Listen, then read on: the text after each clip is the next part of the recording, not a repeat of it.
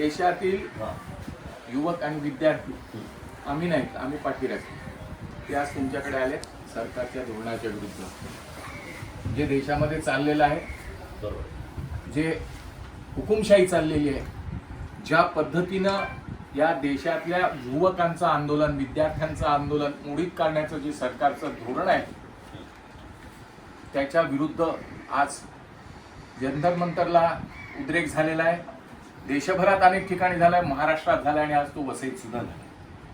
त्यामुळे ह्या सरकारला त्याची जाणीव करून देण्यासाठी या देशाच्या प्रमुख असलेल्या आमच्या आदरणीय राष्ट्रपती, महामुनीम राष्ट्रपती यांना एक निवेदन आम्ही सर्वांनी मिळून वसईकरांनी द्यायचं ठरवलंय. आपल्या माध्यमातून ते आपण राष्ट्रपतींकडे पाठवावं ही आपणास विनंती आहे. हे जे आहे हे विशेषतः तरुणांच्या हातून तुम्ही स्वीकारावं अशी तुम्हाला विनंती आहे. दोघा ठिकाणी घ्या, असं घ्यायचं. तू पण हात लाव.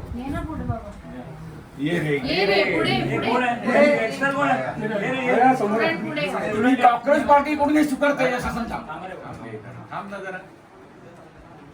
फोटो काढतो ना. जसं आम्ही बोलावं तुमच्या देखील ही जबाबदारी म्हणून मी मला बोलू देता तुमचं झालं ठीक आहे. तुम्ही असं करा, या बाजूने या आणि इकडून बोला. तुम्ही इकडून स्कॅन कर. ओम तर आता शांत राहा. काय बोलतायत ते रेकॉर्ड होऊन जाईल. सांगा, त्यांना सांगा की आम्हाला भावना, तुमच्या भावना व्यक्त करा. मी तुम्हाला फक्त आज इतकंच सांगेन, आम्ही जशी मुलं आहे तुमची मुलं असतील त्या जागेवरती फक्त स्वतःला ठेवा. जेव्हा त्या नीटच्या मुलांनी सुसाईड केलं, त्याच्या आईने जेव्हा दरवाजा उघडला असेल, तो तिकडे लटकलेला बघून, विष खाल्लेलं बघून त्यांच्या मनावरती काय वाटत असेल. बरोबर, त्यांच्या भावना आम्ही समजू शकतो.